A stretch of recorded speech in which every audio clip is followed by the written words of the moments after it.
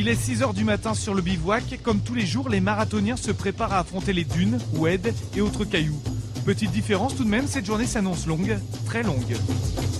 Bonjour et bienvenue à tous sur TV5 Monde. Place aujourd'hui à 4e étape de ce marathon des sables, la plus longue aussi, plus de 80 km. Les concurrents sont là au départ, ils viennent juste de partir. Allez, c'est parti pour une journée marathon. Parmi tous les concurrents au départ, Joseph Leloir est une figure du marathon des sables. À 80 ans, oui, Joseph est tout simplement le plus âgé du bivouac. Breton d'origine, parisien d'adoption, il participe pour la 7e fois à une épreuve qui lui est chère. Mais la misère, c'est de dormir par terre. Je suis malheureux, moi, à quatre pattes. Je suis grand déjà, je suis vieux, je suis raide. Alors la galère, c'est la nuit. Pour lui, le marathon est avant tout une question de motivation. Il suffit de prendre son rythme, d'avoir des réflexions sur autre chose. Hier matin, je pensais à une douzaine d'huîtres avec un bon petit vin de Loire. Et puis tu repars en disant bon, la semaine prochaine, on se fera la douzaine d'huîtres. Autre personnage de ce marathon des sables, Didier Benguigui vient pour la 9e fois dans le désert marocain pour vivre son aventure. Malvoyant, il affronte le vent, les difficultés, accompagné d'un guide, Gilles, qui l'épaule cette année. C'est le challenge, c'est d'aller au bout. Pour moi, c'est plus dur pour les autres parce qu'il y a les obstacles. J'ai vu que le parcours était pas simple pour moi parce qu'il y avait beaucoup de cailloux cette année. Donc moi, je me tamponne un peu dans tous les cailloux. Donc voilà, toujours le même challenge, d'aller au bout, d'arriver le plus frais possible. Pour arriver le plus frais possible, chacun trouve sa motivation dans des pensées, des actions, des valeurs. Aider les autres, profiter parfois en équipe, c'est ça aussi le challenge du marathon des sables. À Vannes, on l'a bien compris. Pour faire rêver 4 jeunes à mobilité réduite, 10 pompiers de la ville se sont engagés dans un pari un peu fou.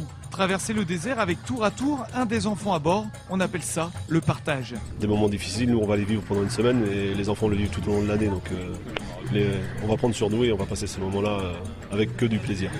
Et à regarder le plaisir des enfants, on comprend vite ce que le mot dévouement veut dire. Pour ma part, je trouve que ça s'est plutôt bien passé et je tiens à remercier les coureurs. De Vannes à Metz, en passant par le désert, même combat. Ils sont 7 amis originaires de Gandrange à s'être inscrits pour le marathon.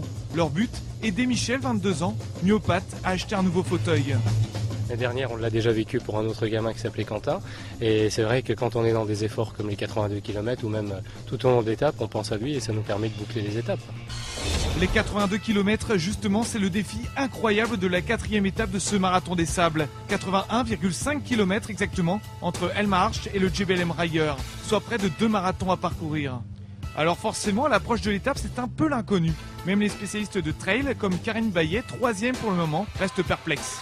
Quand on voit comment on a terminé hier les 35 km, les 38 km, on avait hâte de finir. Je me dis, quand il en reste 40 de plus, ça va être terrible. Je vais faire comme j'ai fait sur les autres étapes. Je fais attention à moi, je cours pas plus vite que ce que je peux. Je gère par rapport à mes sensations et puis on verra bien. Le résultat viendra après. Les concurrents sont donc lancés dans l'étape mythique du marathon des sables. Demain soir, le classement général risque fort de changer. La nuit est déjà largement tombée sur le bivouac du marathon des sables. Les premiers concurrents sont partis à 8h30 ce matin. Beaucoup passeront la nuit dans le désert. Certains arriveront que demain soir sur ce même bivouac. Donc bon, moi je vais me coucher pour prendre un petit peu de force. Demain, on vit tous les résultats et tous les grands moments de la nuit sur TV5 Monde.